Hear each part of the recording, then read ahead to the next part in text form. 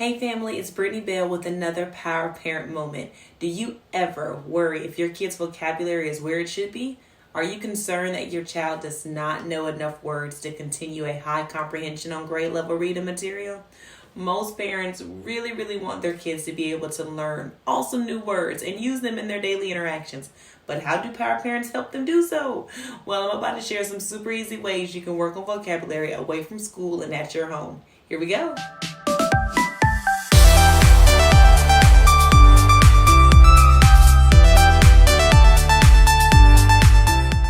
Welcome back to our channel. Please take a minute to like and subscribe so that you won't miss any of our content.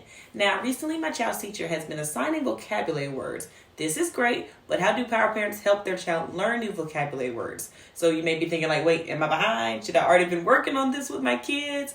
Well, the answer is yes, but the good news is that you have already been putting in the work. Simply talking to your child and having them respond in a two-way conversation is technically building vocabulary. I mean, as long as you're not doing the whole goo goo gaga routine, you should be good. But I wanted to share some cool tips with you about intentionally building vocabulary with your kids, because intention can change the game for your young learner. So regardless if your child is receiving vocabulary lists at school or you need to come up with them on your own, building vocabulary is one skill you do not want your kids to miss out on. Before we move on to the fun ways you can build vocabulary at home, I wanted to give you some teacher insider information. Educators view vocabulary in what we call tiers or levels. When it comes to teaching vocabulary to students, typically the decision on what words to teach and how to teach them is based on what tier the word falls into. There are 3 vocabulary tiers. Tier 1 is the most common, where students are familiar within their daily conversations the words they use. Tier 1 contains words that students would typically encounter outside of an academic setting. Tier 2 are high-frequency words that students can be using in different content areas, different subject areas. They are usually encounter them no matter what they read.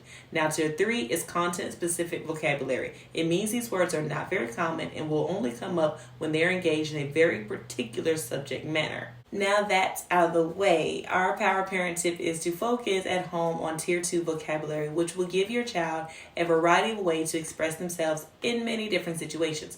By helping your child work on Tier 2 vocabulary words, you can help them expand their speaking, reading, and writing skills. Now, if your child is receiving vocabulary words at school that you can use at home, that would be a great place to start. However, if you are not receiving a list from school, then the easiest way to find Tier 2 vocabulary words is just to pre-read what your child is currently reading.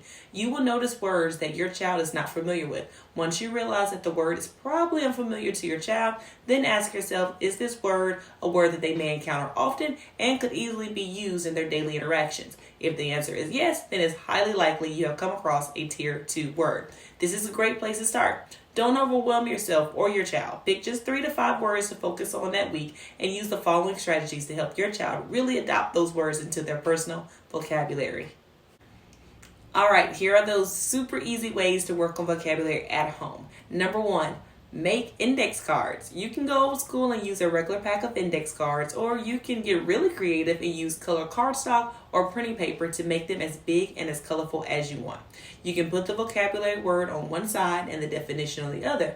Now, for a fun switch up, you can put the vocabulary word on one card and put the definition on a separate one in order to set up a memory or match game where you and your child can try flipping over the cards to match the vocabulary word with the correct definition.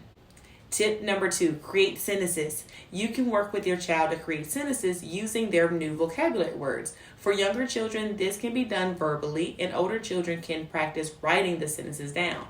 You definitely want to be active here and provide sample sentences to give your kids an idea of how this works.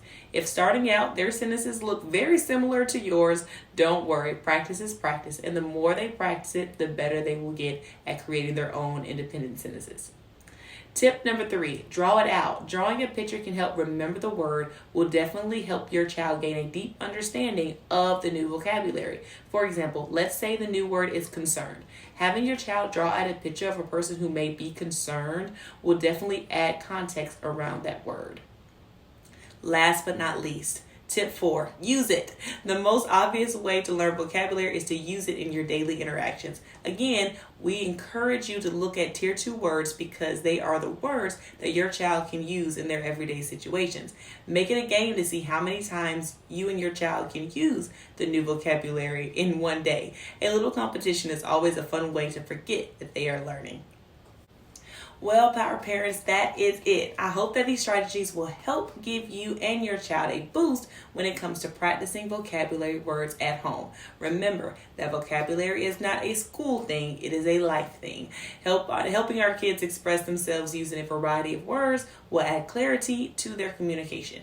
If you want more information on anything mentioned in this video, please let us know by commenting below. Also, if you have any fun ways that you work on vocabulary with your child, please share in the comments as well.